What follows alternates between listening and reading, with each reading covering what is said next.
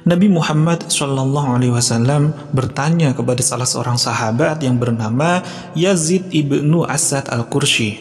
Rasulullah SAW bersabda, "Atuhibbul jannah? Apakah kamu senang dengan surga?"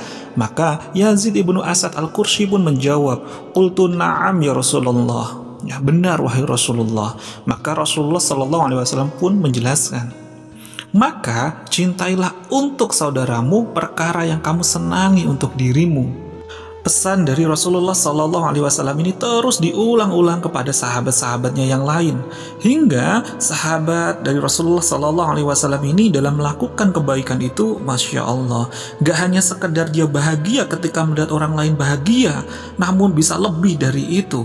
Para sahabat di masa itu sampai di makom derajatnya, ya dalam memikirkan orang lain itu sampai dalam derajat isar.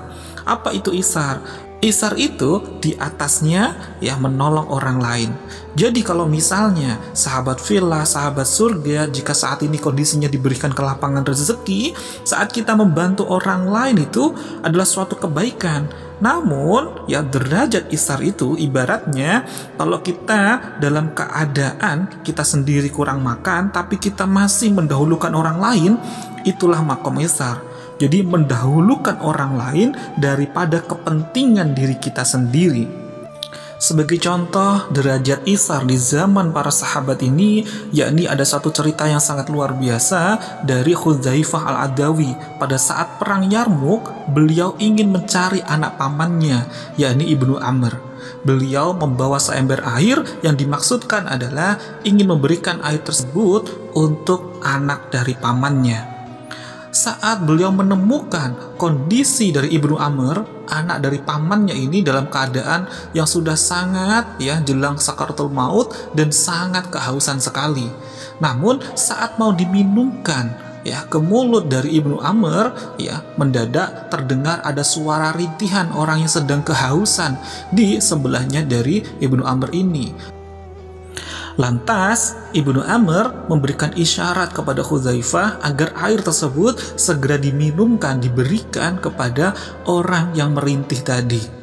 Saat Hudzaifah menuju kepada orang yang kedua tadi, yakni bernama Hisham, saat mau diminumkan, ternyata terdengar lagi ada seorang laki-laki muslim yang sedang merintih juga terkait dengan rasa hausnya yang sangat luar biasa. Akhirnya Hisham pun yang memberikan kode, memberikan isyarat kepada Hudzaifah agar air tersebut diminumkan kepada orang yang merintih tadi, orang yang ketiga tadi.